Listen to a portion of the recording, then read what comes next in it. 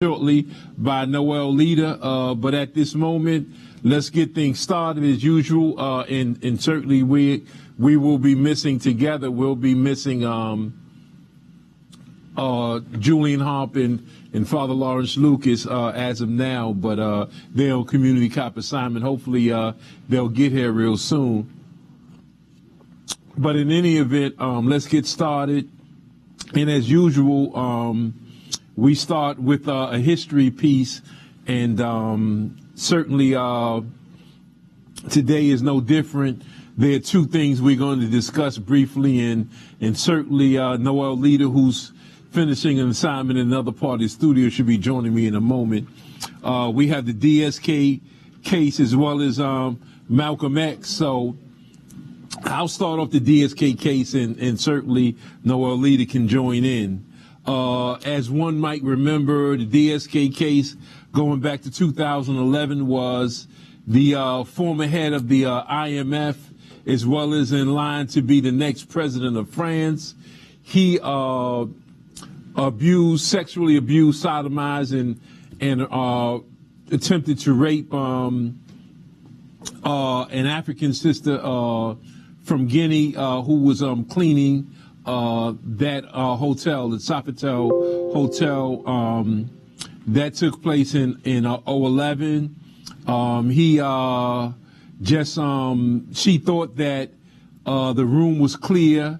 She knocked on the door several times, and when he didn't answer the door, she thought that the hotel room was clear to clean it. And when she went in, she was accosted by him, and that's when the assault took place.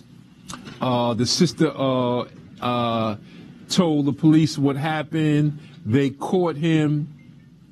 They caught him. He rushed to the airport, left some of his things there in the hotel room, which shows you he knew he was guilty. But in any event, they caught him. He was indicted by a jury of peers. Right here in New York, the district attorney's office, led by Cy Vance, overruled the true bill that came back in terms of him being indicted. And when that happened, 100 Blacks in law enforcement, as well as some other organizations, primarily came to the defense of the sister, and we tried to get DSK indicted for raping her while she, unfortunately, he had a history, which we didn't know at that time, obviously, of attacking women and abusing women on planes. He was outlawed from Air France as well as other airlines for being the way he was. But in any event, he was able to escape without being charged because Cyrus Vance, the Manhattan district attorney, overruled what the grand jury had came back with an indictment, overruled that, and was able to let him go free back to France. Noel Leader, your memories of the DSK case. Right, I remember it was pathetic the way the district attorney handled that particular case. They made disparaging remarks against the victim of a sex crime. Her allegations were airtight. Her physical injuries were consistent with her allegations. She had witnesses, co-workers. They found DNA and forensic evidence. Absolutely. But yet and still, the Manhattan District Attorney's Office did whatever they could to get this man, Dominic Strauss-Kahn, out of this particular charge. Mm-hmm. Now, of course, he was a multi-billionaire. He was running for the president. He was a leading candidate for president of France at the time, and then he was the head of the IMF. Right. So you had a race issue, you had a class issue, and you had a gender issue. And the Manhattan District Attorney did whatever they would. The reason why we initially got involved because we noticed the unethical attempts by the district attorney leading disparaging information to the press, the New York Times and the New York Post. The New York Post even at one time called her a prostitute, so that she was alleged that she was turning tricks in the hotel, and she was ultimately sued by, successfully sued the New York Post. But I mean, it was just uncharacteristic for a prosecutor to put all his arrows against the victim of a sex crime as opposed to the perpetrator. We know in law enforcement that many times we have cases which individuals who have shady backgrounds. If a drug dealer was a victim of a crime, or if anybody is a victim of crime, I just investigate the particular crime. Their background may have something to do when they go to court. The district attorney may explain it to the jury. Many times the district attorneys even use mafia, organized crime as witnesses for the prosecutor. Right. So their attempts to try to disparage her past and her history had nothing to do with this particular case, which was airtight. And then, as you stated, she had a telephone call to a boyfriend who was in the immigration center. To a friend, right. And they intentionally misinterpreted, because she spoke in her natural language, was Fulani. And they intentionally misinterpreted, making it appear as if she wanted money out of this particular case. So it was just unprecedented, as you stated, the way Cypress handled this particular case, and the sister wound up not getting any justice. And my last comment on that particular case, Dominic Strawn, he had a history.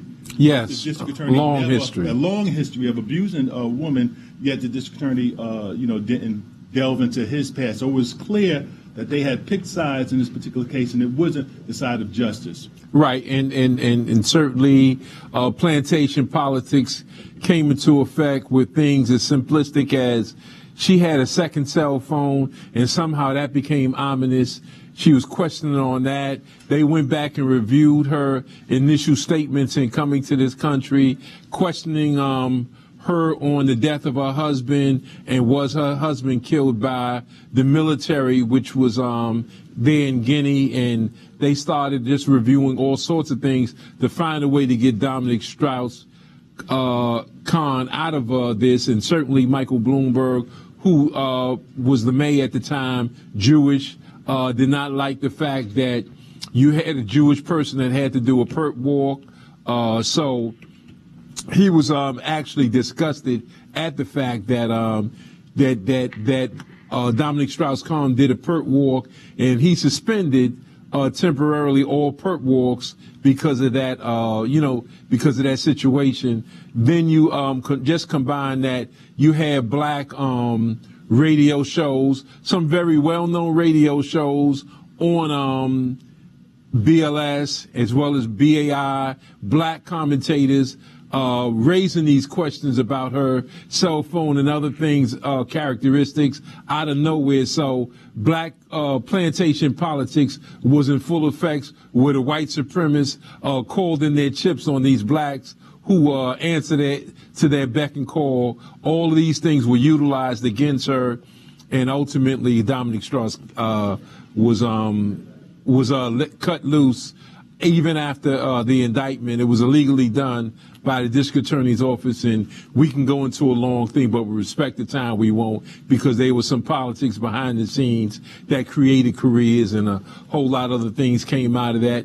It goes without saying that the Manhattan District Attorney's Office is the most powerful district attorney office in the entire country. The SEC, Wall Street, what have you, stock exchange, so many things that that's involved in Manhattan, which makes it the most powerful. And then just lastly, with respect to history, so we could continue, this weekend is the birthday of Malcolm X, born May 19th, 1925. Your thoughts, brother, on Brother Malcolm? Oh, Malcolm X, of course, he was, one of a kind. He was a great leader, a great orator. He had the fire and the passion. He loved our community, he loved our people, and as a result, he paid the ultimate price, as many of our ancestors did. I mean, if you listen to some of Malcolm X's tapes, in particular the Ballad of the Bullet, you can play that tape today, and the same things that he mentioned on that tape as it relates to Democrats and Republicans, as it relates to international warfare by this country, is still apropos. You would think that he was alive and he's seen, some of what's going on today, and he gave that speech just yesterday. The more things change, the more things remain the same as it relates to our, experience in this country. Malcolm X, he was visionary, and I just love the passion, and you can tell, and the CIA, when they did their observation on the followers of the Most Honorable Elijah Muhammad, as we talk many times, they would look at a person's demeanor while Honorable Elijah Muhammad would speak or one of the members would speak, and they could detect that by their social scientists, you know, who was really in support of what was being said, who was just going through the motions. They knew that Malcolm X was sincere in his love for our people and his love for the Nation of Islam and his love for the message of the Most Honorable Elijah Muhammad. And, you know, they could never get anything, you know, on him, you know, that was, you know, inappropriate, so they can use, you know, against it for blackmail. So, you know, what else can I say to the beloved Malcolm X, who's one of our ancestors that should always, you know, be remembered, and not this new homogenized depiction of Malcolm X that the media attempts to give us, you know, saying that he made some transformation, you know, but, you know, he might have changed a little bit in terms of his religious affiliation, but his love for his people and his criticism of this country and its white supremacist ideologies and their oppression and exploitation, disenfranchisement of the black community was consistent throughout his life. Right. So there was no change. He was a revolutionary and he was a black nationalist. Right, and it's no doubt about it. And Malcolm's insight was so penetrating that even in today's thinking, you would have to say it's relative. You know, the way he talked about leaders, black leaders in particular, how they are assigned to go from town to town and put out fires. He actually described what you see every day, black leaders that are on the payroll of white corporations that go from place to place and put out fires. And when I say put out fires, I'm talking about places where the level of engagement has reached such a level because of bad shootings, improper treatment, or a whole host of miseducation. So many situations, more often than not, homicides by police officers will enrage a community to a fever pitch, and consequently, in those times, they'll send in a black leader to quell it. And it was being done during Malcolm's time, and it's being done now. So Malcolm's penetrating insights survived to this very day, and you could see how these things are done. So always give kudos. And those that don't know, certainly you can go to 125th Street in front of the Adam Clayton Powell State Office Building on Sunday at 9 in the morning, and you can get a ride by bus to the gravesite of Malcolm. So that's 125th Street and Adam Clayton Powell Boulevard. You can get a ride to the gravesite of Malcolm 9 in the morning. Okay, right. So we'll get started. I know you have a lot of things on the agenda, but I'll start off with one that we talked about several weeks ago. The administrative hearings are in full effect now for Daniel Pantaleo.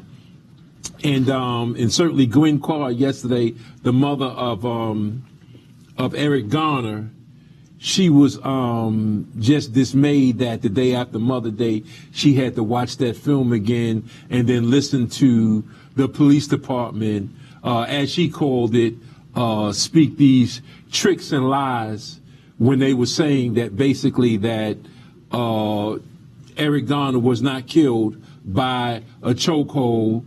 And they were also just saying making all types of misrepresentations, and the pain that she must have felt sitting there watching that video footage again and then hearing all these lies where they were in constant denial with respect to saying that they did not kill his son and kill her son. Now, you know, obviously they said that there was no chokehold, but if you look at the film footage, you see a chokehold. The PBA called that chokehold a seatbelt maneuver. Now, as you know, the chokehold is right here. A seatbelt maneuver is this way, you know. So it was not a seatbelt maneuver. It was a chokehold. And then, of course, the chief surgeon of the NYPD said that Eric Garner did not die from a chokehold. And that's why we warn people early on, do not pull all your eggs in one basket, saying that Eric Garner died from a chokehold. There was also positional asphyxiation, which disallows your what do you call that area? Your diaphragm. Your diaphragm, yeah. Your diaphragm to expand and detract, expand, et cetera, which you're constantly doing when you're breathing. And certainly that positional asphyxiation, putting people on top, not allowing your diaphragm to expand, help cause his death along with the chokehold. Yeah, it's preposterous, some of the allegations that have been made by not only the officer but the union attorney, London, the firm of London. It's the same old strategy. Don't believe your lying eyes. Don't believe the film. Don't believe what you see. Don't believe the chief surgeon's results of their investigation, of their autopsy, claiming that he was, killed as a result of the asphyxiation, lack of air intake. Don't believe any of that. Just believe what we tell you, irrespective of what the video has to say. I mean, it's clear that Officer Pantaleo utilized a outlawed position. He put his arm around brother's neck, and he applied pressure, that he's responsible for his death. I mean, here you have individuals saying 11 times, I can't breathe, right. I can't breathe. And, one of the primary responsibility of police officers is the safety and the preservation of human life. That is our primary responsibility. Whenever we can preserve a human life, we're to do that. It's not to make an arrest. It's not to protect property. It's a preservation of human life. These officers, this one particular officer, as well as the other officers that were involved, neglected to do that, and they should be held accountable. I guess his defense attorney has to say something, right? Because there's a video, similar to what happened in the Rodney King tape. When you see those officers beat Rodney King, they came up with an explanation. He wouldn't stop moving. So I imagine they have to say something. But the public, the judge, who's going to make the ultimate decision in this particular case, the Staten Island District Attorney should have, seen what was happening, what occurred, and held that police officer Pantaleo responsible. Right, but just to be clear, this is not a criminal case. Exactly. This is an administrative case. So there's not going to be no justice. Right. So it's not going to be any justice. Now, as you mentioned before, at that time, Donahue was the district attorney of Staten Island.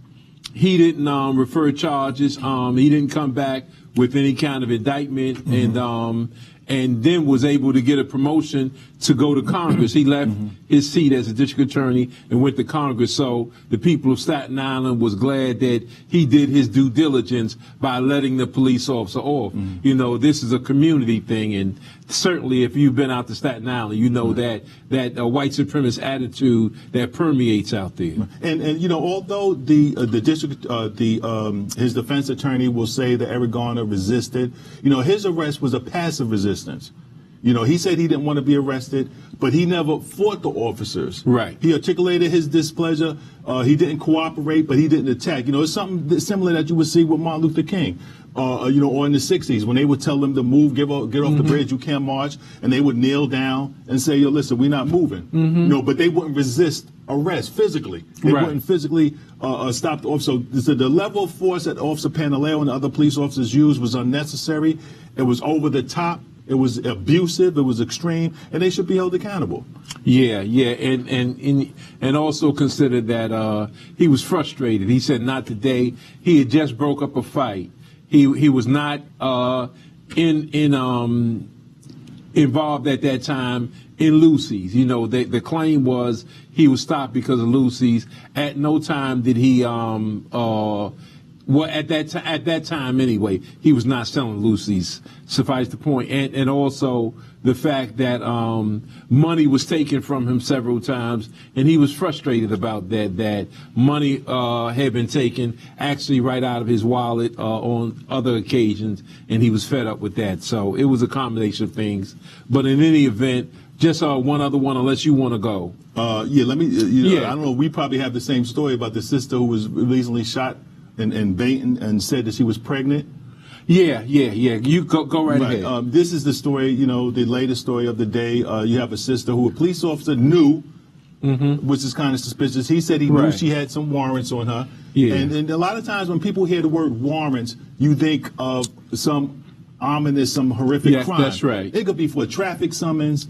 It could be for a violation. It could be for drinking beer in the public. And if she didn't go to court, or if she went to court and they didn't raise it, the warrant would automatically pop up. But be it as it may, this police officer said that he knew this sister. They had dealings before, which is also need to be looked at. That's right. And when he made an attempt to arrest her, he says she resisted. Now, I didn't see when I looked at the video him articulated, yo, listen, you're under arrest, put your hands behind your back. She would question him and ask him what was he doing. He tased her. And he had a taser that shoots out. So I didn't understand how when he claimed that they were struggling, the officer said that she got hold of his taser. Now the taser that I used to use as supervisor only shoots once. But let's say if this thing did shoot twice. And when he claimed that she got hold of her taser, it's kind of dark, so I'd have to look at the video much closer. And hopefully he had a body cam. He fired, and she said before he fired, she said she was pregnant. This individual fired 5 shots at her from within a distance of less than 3 or 4 feet. Now he said claims that she had his taser and she aimed it at him. But even if all of that is true, it is preposterous that a police officer would use that level of force. 5 shots into a female. Now, listen, brothers and sisters, I'm at a point where we have to be very critical of these officers.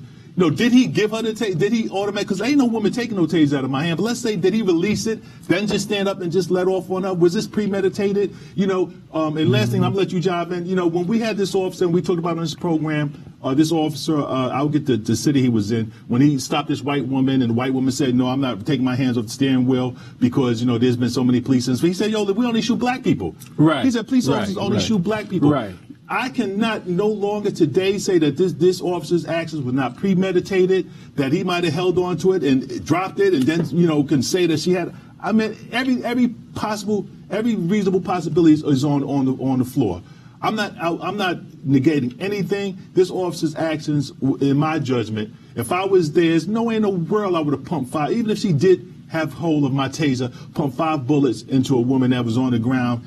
This is preposterous. Well, first of all, they put out there from the outset, you have to understand that she had psychological problems, which is not permission to just start shooting randomly because somebody has psychological problems. Now, she very well might have had psychological problems. However, that should not in itself be a death sentence. Now, when you consider that there was dialogue prior to the shooting, and he suspected from past dealings that she didn't show up in court or something, so there was, I think there was a warrant for her.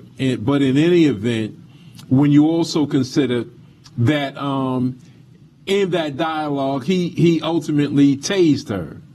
Now, in tasing her, he claims that somehow she got the taser from him and tased him. And consequently, he went down. No, he didn't go down. He claims he went down. Now, the video don't show him go down. There's a video. He said he went down and jumped up, and therefore he pulled his duty weapon, and he shot, I think, 5 times.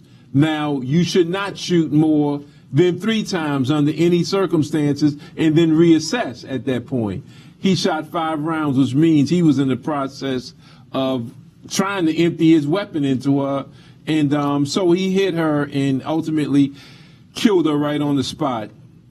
Looking at the video, trying to be as objectively as human possible, it was totally unnecessary. That deadly physical force was unwarranted. She was begging for her life. She saw her life getting ready to pass from her, which is why she screamed. She was pregnant. It fell on deaf ears. Either that or there was no concern with respect to taking an additional life. So he just fired right on her and made sure that there was only going to be one testimony when all was said and done. It was going to be his. And anytime you shoot at a human being from the distance that he was to her 5 times, you're trying to kill him. Right. You mean to kill him. And let's assume for a second that this sister did have psychological problems. This sister and this officer had previous encounters, numerous encounters, so he knew that, or he should have known that, and by dealing with her. He's supposed to be the professional. As I stated earlier, the primary objective of police officers is the preservation of human life. As a police officer, I am shocked so many times how overtly aggressive these police officers on a lot of these videos are. I've been a police officer, worked in some of the hardest precincts, Manhattan North, Harlem, Bed-Stuy, and I had to confront people that with arms with knives or sticks and who had psychological issues. The last thing I thought about was deadly physical force. It was not warranted in this particular case. This officer murdered this sister, as far as I'm concerned. His actions were above board. And like I said, I cannot put anything. I'm not sure if he had something premeditated. You know, the days when people say, oh, police officers don't go to work saying I'm going to kill somebody today, I'm not even counting that out. I'm not saying they say I'm going to work to kill somebody, but I believe they have it somewhere in their head. Yo, listen, if I get in a situation like this, I'm just firing. I'm just killing it. Right. And we talked about a story last week when the police chief was instructing a rookie police officer when the officer said, if I walk upon some young man smoking marijuana, which I do, he said, kill him, shoot him. So today in 2019, with the FBI saying that extremist organizations, the Ku Klux Klan and these Nazi groups have encouraged their members to join police departments all over the nation, I'm putting everything on the table. I have no trust in these police officers by their overly aggressive actions to unarmed females, kids, women, children, babies, you know, shooting a car full of babies. Right. Brother, the confidence level is now, there is no confidence. Right. Well, the community should not have confidence in any police department that would do that. And certainly that reference in terms of almost killing an entire family last week, you know, I could see certainly the concern there. One more real quickly. I know we get to the phone soon, but got to talk about this one. Hannah Payne, a 21-year-old white woman, observed a fender bender. You can even go as far as to call it a hit and run. She saw a little fender bender where a black man named Kenneth Herring hit another car and then kept going. This white woman, a civilian, mind you, she drove for an entire mile following a 62-year-old black man. Now, she's 21 years old. She took it upon herself to follow a 62-year-old black man for a mile, boxed him in with her Jeep where he couldn't move. And at that point, she claims that prior to that, she called the police department. She called 911 saying that she was following a hit-and-run motorist. In any event, she gets out of her car, pulls out her weapon, and kills this 62-year-old black man who was just involved in the fender bender. Your thoughts? Was she arrested? Well, yeah, she was arrested. Okay. She's been arrested and charged, but her attorney is saying that this was just a good Samaritan who unfortunately confronted the suspect, an offender bender now. He's a suspect now. Right. So confronted the suspect in a fender bender and shot him. He just saying that it just happened to happen, but characterized her as a good Samaritan. Well, she's a murderer, and I'm hoping she was charged with murder. Yeah. Needless to say, I bet you and this was in Georgia, by the way, Clayton County, Georgia. So, and I bet you the man was unarmed. Unarmed. You know, and you know, she should be charged with murder. But see, once again, brothers, this is the temperature level in this country as it relates to taking the life of African Americans. And Julian always make the comparison between when you step on a roach. You know, if you see a roach in your house, you step on it and kill it. 5 minutes later, you're not even thinking about that roach. That's how little disregard you have. Julian always said that roach may have a family, may have kids, but you don't think about it because it's a roach. This is the temperature in America that Americans have on the lives of African Americans, where she can, based on, as you stated, a fender bender, can use deadly physical force, follow a man, and discharge her weapon and box him in now where he can't get out. And take his life for what? A vehicle accident at most. An offender bender, I'm not even sure if she took note of the damage, if she knew the damage. Did she know, did he own that other car, or did a family member? Well, she knew none of this. She just took it upon herself because white skin privilege in America says that any white person with a gun, and that's what emboldens a lot of these white people, when they know they got arms, when they know they're armed, to confront any black person anywhere for any reason and use deadly physical force whenever you want to. Right, and that's what happened in this particular case. She boxed his car in where he couldn't get out, had him trapped. She jumped out, like Dirty Harry or somebody.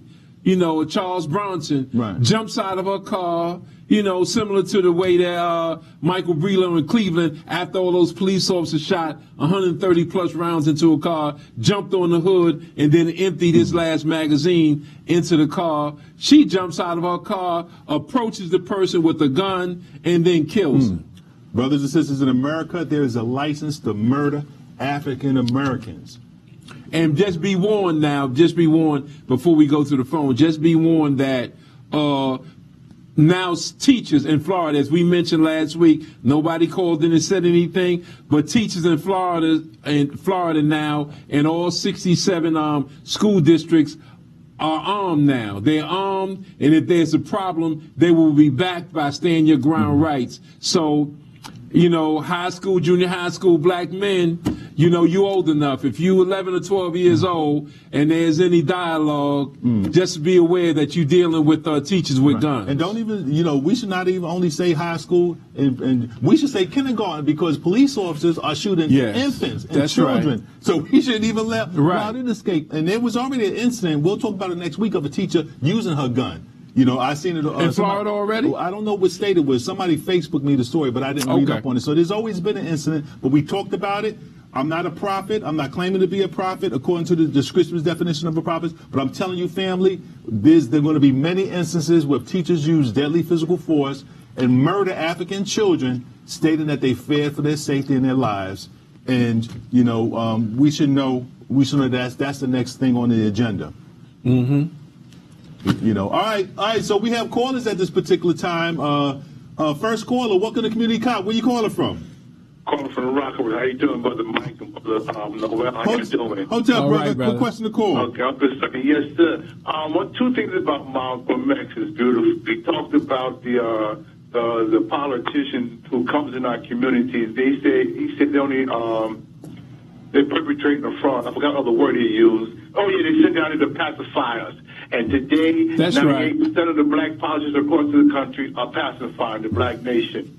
Also, number two, he was on Gil Noble show footage where the FBI or CIA was trying to get Malcolm X to infiltrate the Nation of Islam. He humiliated them, and they faced him. He wasn't going to do it. Right. Also, Eric Gardner said, I know, but when I saw the footage of Eric Gardner, he was saying, "Why are y'all always harassing me?" Right. And I didn't see no cigarette in his hand. Right. If you recognize that. Also, you're talking about the guns of white people. Let's be real. One thing, the second Constitution was for them to take guns to kill us or the natives if they was to rise up against them. Mm-hmm. Today, we're allowed to get guns to kill ourselves. But if we was to protect ourselves against them, they will eradicate the gun control against us and not them. Mm-hmm. We are in a sad situation, but Minister Farrakhan called for 10,000 black men across this nation. We could defend ourselves against them. This is fellows take the guns out of our hands and mouth at the same time. All right. Brother. Thank you for your call, brother. Next caller, welcome to Community Cop. Where you calling from? Where you calling from, caller? Sorry, Kareem from home. Hotel, brother. Quick question or comment? Yes, sir, brother.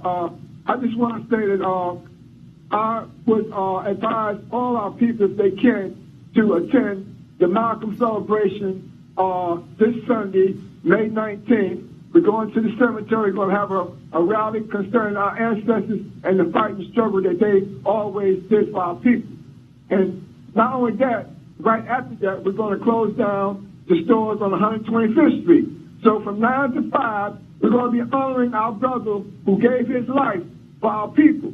And another thing, Brother Graves, I know you understand this here. I just read the book about the assassination of Brother Fred Hampton. Mm-hmm. And what's most important about that book, brother, is that the COINTELPRO program, led by FBI J. Edgar Hoover, told his agents to do everything that they could do to stop a black Messiah from arising and raising up who could connect from Africa to this country and help our people come up out of the suffering and the different things that these devils has been doing against our people. And that is very important. It's telling us that this government is doing the same thing today that they've been doing for centuries against our people. And they don't want a black person to rise up who can raise our people up and bring us together. And that's why Malcolm was killed. And that's why I hold Obama responsible for not allowing our people to read that report, release that report on what this government's been doing to our people for our children. And as far as the president is concerned, our people need to wake up and look at what's going on, because they are really using that tax break, right, to take away all the different programs that Obama tried to put in place for not only us, but the world, for the climate change and the Health Act. Right. And Okay. this is something that's very important. We should really do something about coming together and do something about it. Thanks for my comment. As always, brother, thank you for your call. And it's coincidence that you talk about the FBI in the release of information said that they didn't want another black messiah. They definitely didn't want Malcolm X to take over the Nation of Islam, so they made sure that he was excluded, and they didn't want at the time Louis Farrakhan to become the leader of the Malcolm X. And I'm speaking as an outsider. Who they wanted to be the leader of the Nation of Islam was Wallace D. Muhammad, because Wallace D. Muhammad destroyed the Nation of Islam. Right. I'm speaking as an outsider, speaking as an observer. Wallace D. Muhammad didn't believe in the teachings of his father, the Most Honorable Elijah Muhammad. He left the nation and he came back, and he didn't believe in the teachings, and he destroyed the FOI. He destroyed the MGT. He destroyed the businesses. And he just basically destroyed the Nation of Islam, the philosophy of his father. That's who the FBI, I believe, wanted to lead the Nation of Islam, and ultimately he did. The Nation of Islam was destroyed until Minister Farrakhan years later came back and rebuilt it. And I concur, and I'll use your term as an outsider looking in. Certainly, you don't take over an organization if you don't believe in the organization's foundations and teachings. Start your own. If you believe in Orthodox, so-called Orthodox Islam, that's the way to go, then go start your own. Why take over your father's operation and then turn around and tell you your father lied and misrepresented Islam and told all the other misgivings that he claimed? You don't take over that operation and then try to change it. You start your own. And but in any event, the other part of it is certainly the counterintelligence program, who I agree with Noel, would welcome that type of leadership, and then as opposed to stressing black nationalism on black unity and things like that. And certainly it's odd that you mentioned Fred Hampton, because the Chicago FBI has taken credit for both. The Chicago FBI take credit for creating a schism between Malcolm and Elijah Muhammad's family and Elijah Muhammad himself, and the FBI also takes credit for their role in having Fred Hampton and Mark Clark killed. Yes, they directed the police department to do it, so Chicago PD did it, but it was being orchestrated by the Chicago field office of the FBI. And I want to get in first. I got to find out the names of those black cops, because that black organization of fraternal organization of black cops, pardon me, were real men at a time where you had to really be a man, because they had a real hard line thing in Chicago. Chicago Police Department has always been heavy-handed, and for those black cops to step out there and then admit that that was an assassination and that it was directed by the FBI and the police department had no grounds on shooting in while all the inhabitants in that apartment was asleep. Big kudos to the Chicago brothers who put that story out, that it was the FBI that did it. All right, next caller. Welcome to Community Cop. Where you calling from? Oh, yeah. Hi. Good afternoon, brothers. This is the poet calling in. Poet, before you even get started, we got 4 tickets for the People's Film Festival waiting for you. You would have had 2 anyway, just by being the great poet that you are. But since you did that Martin Delaney poem, brother, you got 4 tickets. So when you finish what you're going to do, don't hang up so they can get your name and number, because you got 4 tickets for the for the Magic Johnson Theater for the People's Film Festival. Well, I appreciate that. I definitely will take advantage of that. Yes, sir. Yeah, I wanted to take a moment to just say something about the children that died in that Yes, fire, sir. you know, in the mother, that Harlem fire. Oh, wow. Okay. Right. And you know, when we lose children, we not only lose a child, we may very well be losing the cure for cancer, That's right. or even the next host of community cop for that matter. That's right. You know? So we should really cherish these children. So I wrote this poem for them and the mother.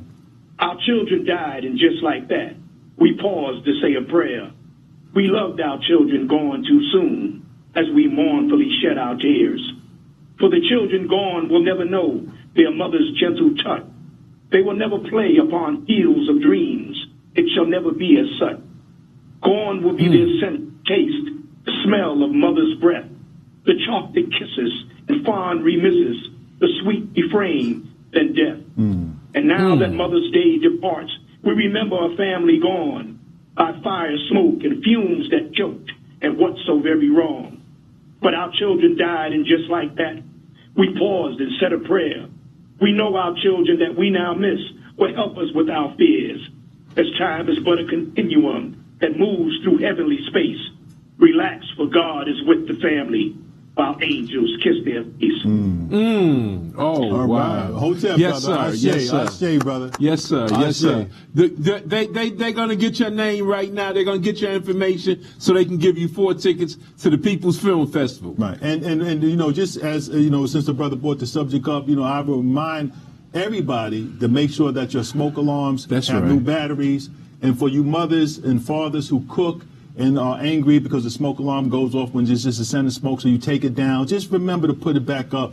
Because, That's right. And then when you have children, young children, have a game plan, you know, go through them one evening, you know, what they should do just That's in right. case there's a fire in the apartment, how they should respond, where they should, you know, how they should try to exit. All of these things have to be discussed because many of these issues, you know, the smoke alarm is not working, not in working order, and it can be an early warning system if you do have it there. But brother, thank you for the poem. Next caller, welcome to Community Cop. Where you calling from? I'm calling from Brownsville, Brooklyn. Okay, Brooklyn. Okay, 2 points I want to make. First of all, people forget Eric Garner was not selling Lucy's that day. That's right.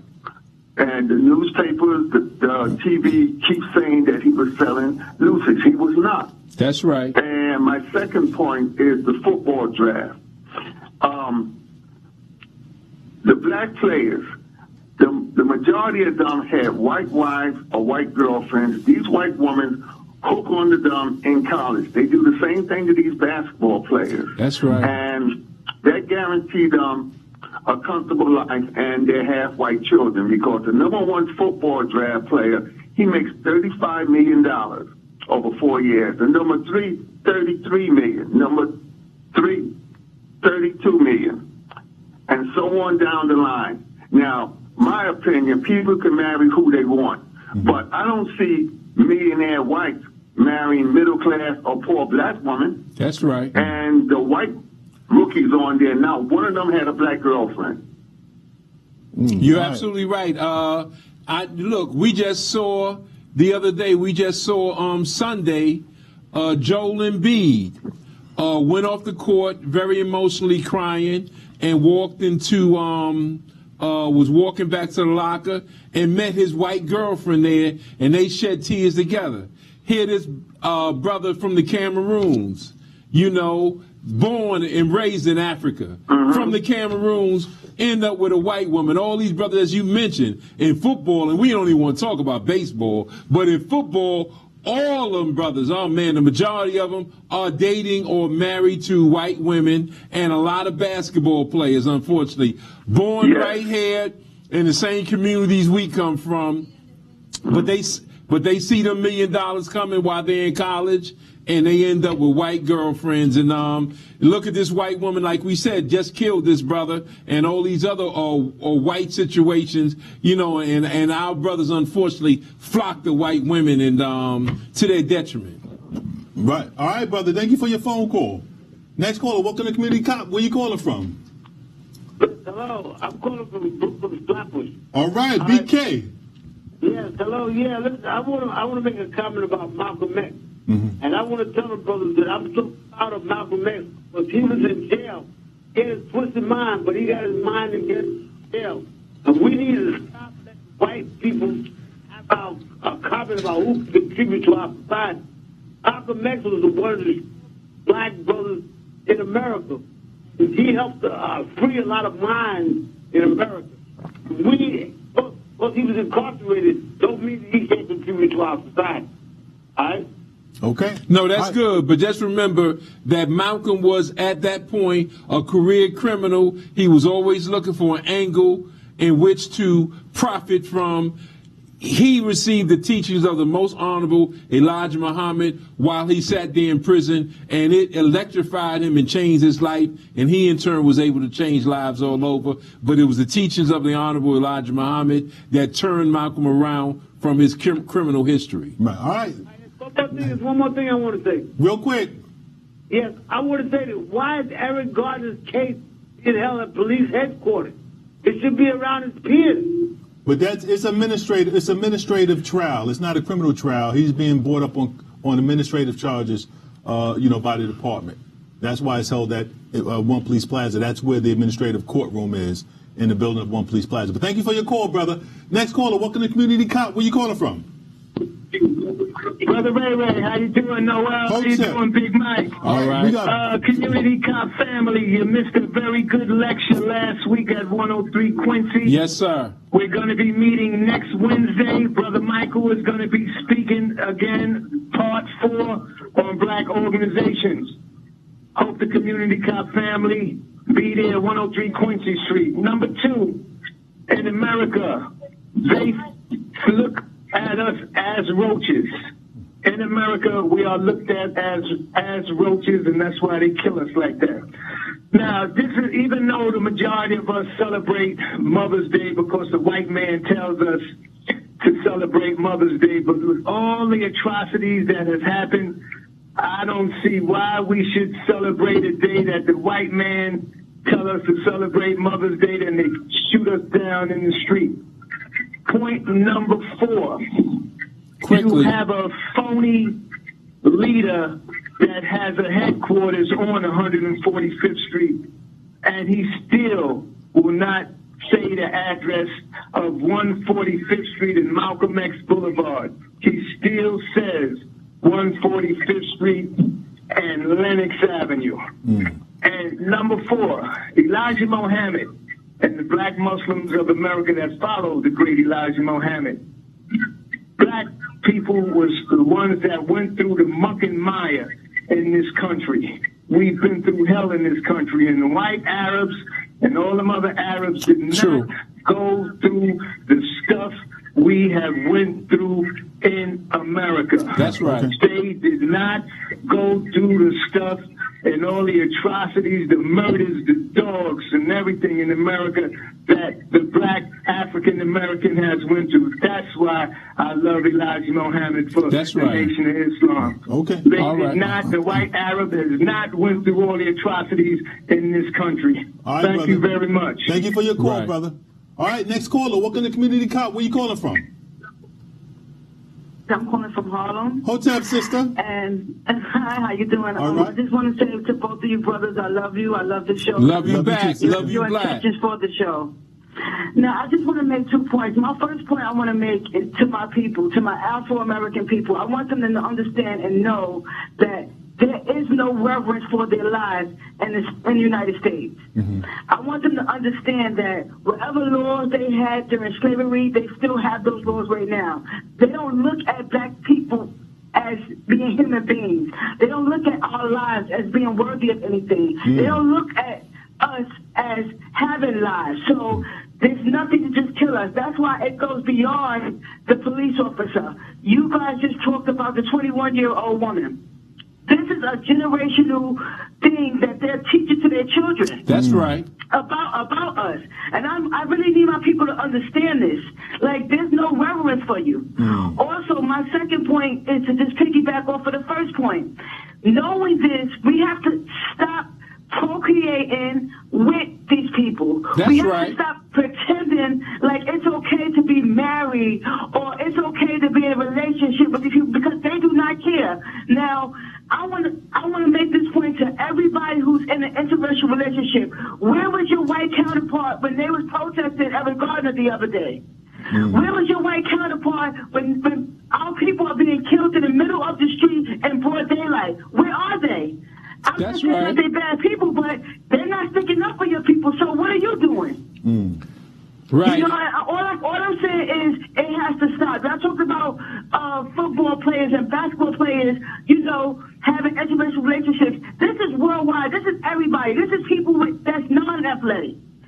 Our people need to wake up and they need to stop and say to themselves, okay, what are you contributing to me as an Afro-American living in the United States? That's what they need to ask themselves. That's right. I appreciate the time, and I appreciate y'all too. Thank you for your call, sister. Love you, sis, for the call. And just remember, the National Organization of White Women, where were they when DSK raped the black woman? Where were they in all these cases where black women are being killed? Or this recent black woman who said she was pregnant? You won't hear from the National Organization of White Women. So I'm just saying that certainly I concur with you so much that we need to clean together. That's why in every show with the words of the Honorable Elijah Muhammad, accepting your own and being yourself, because this is all we got. As Dr. John Henry Clark said, we have no friends. All right. Next caller, welcome to Community Cop. Where you calling from? Calling from North Carolina. All right, North Carolina. Brother, peace. Peace. Hey, Go ahead, Mike, brother Noel. As usual, another informative show. I remember that story with the DSK. How do you excuse DNA? That dude, it was on. I remember Kiss FM had the attorney on the show, Open Lines, and he gave a overview of that particular case. Right. That dude was in the apartment, laying for her. She didn't know anyone was there. She knocked on the door many times, rang the bell, no answer. He attacked her as soon as she came in. He did what he had to do, left his DNA and left his phone. So when he got to the airport, Peace, don't hang up. Let me just say you for the record. He was such a crazed dog. Don't hang up that he did attack her like a crazed dog. And while he slammed her, knocked her down, and she was against the drapes, her back was against the drapes when he knocked her down, he was actually squirting sperm that was on the drapes while he tried to force himself into her mouth and hurt her shoulder, bruise her vaginal area while he was squirting like a crazed dog, like some wolf or like some thing with rabies. That's how sick he was. But go ahead, brother. Sure, you're right. And that's how his DNA was spread and left there. That's right. Evidence. As evidence. Okay? There's no ifs and buts about it. He left his DNA. He forgot his phone, called back to the hotel. By that time, she had filed a complaint with the manager and everybody. The police came. That's right. So it was dead. This happened right there on the spot. Not a week later, not a month later, none of that. And if you remember, so there was no excuse. But again, white supremacy, because he got money and we got so many house Negroes, it went down the way it went down. Right. And don't forget, they caught him on the plane because he left the hotel and went right to the airplane. But his explanation for the DNA was that it was consensual. You're right. You know, that she wanted him to do this to her. So why was her shoulder and her vaginal bruised? This is what he wants us to believe, and this is what the Manhattan District Attorney wants us to believe. Because, see, since he left DNA, and since the District Attorney allowed him to know that there was DNA that they discovered, he came up with the explanation was consensual. He wants us to believe that this woman who was at work, you know, cleaning rooms in a hotel, didn't know he was there, seeing his old wrinkly old behind, and wanted him to ejaculate in her mouth. Squirting like a crazed dog. This is what he wants us to believe, in the Manhattan District Attorneys and all the other district attorneys that conspired against our sister. This is what they want us to believe, that she was Lord have mercy. And some of those radio hosts, they need to check themselves for the stuff they were spreading. And look at the record, brothers. Not one of these so-called progressive black leaders stood up for our sister. That's why we came out. I mean, we give a big kudos to Perkins because he organized a press conference and a meeting in Harlem. But a lot of these so-called a lot of these so-called progressive black groups didn't support our sister with the district attorney's explanation of what happened, and that's why we came out as strong as we did. Next caller. Next caller. Quickly, one more. I think we only have this one. is Eddie from the Bronx. Real quick, all right, the boogie down. Real quick, brother. Yeah, like I said, the whole thing with that sister being murdered who's pregnant shows you that white supremacy is on a rampage in America. You know, that's right. And it's going to get worse. Right. And now with the trade war with China, like I said, if you get the DVD, The Coming War on China, I would say by the 2020, maybe 2025 or 2029, America is going to be in a war with Red China. You just got to see how it goes down because it's going that way. It's going that way. His foreign policy is a complete disaster. Yeah. You know, and like you said, the Democratic Party is so screwed up.